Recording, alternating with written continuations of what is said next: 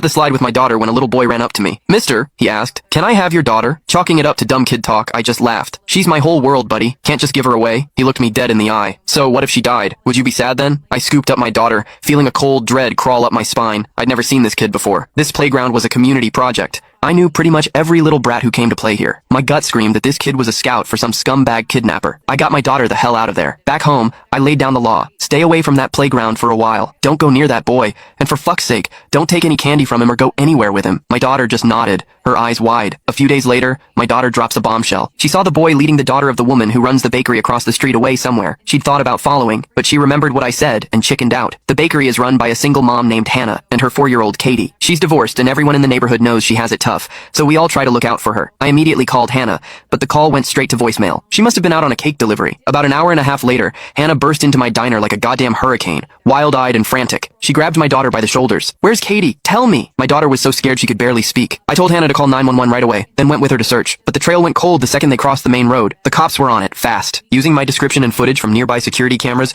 they found the boy that same night. His name was Leo. Leo swore up and down he hadn't taken Katie. His parents backed him up, lying through their teeth that their son had been home all day. The cops showed them the surveillance footage, blowing their bullshit story to pieces. That's when Leo, the little shit, finally mumbled, "I'm not 12 yet, so I don't have to go to jail, right?" Leo led us to a derelict construction site nearby and pointed to a small, freshly dug pit in the ground. "She's in there." The cops dug away the loose dirt and found a styrofoam cooler, the kind you get from Amazon deliveries. They pried the lid open. Katie was crammed inside, curled into a ball. Her eyes were wide open, her mouth slightly agape, her face a mask of pure terror. Hannah just fucking broke. She lunged at Leo, trying to tear him apart, but the cops managed to hold her back. The police had Leo recount the whole thing. His clarity, his step-by-step logic, sent a fucking icicle through my heart. Leo said he found the pit at the construction site and got the idea to bury something alive in it. First, he tried a stray cat, but it scratched its way out immediately. A failure. So, Leo switched his target to a kid. But the hole was too small, so the little psychopath tied 2 shoelaces together to measure the pit's dimensions. Whenever he found a potential target, he'd measure them with the shoelace first before trying to snatch them. He also said he only picked little girls. They were easier to control, and he added,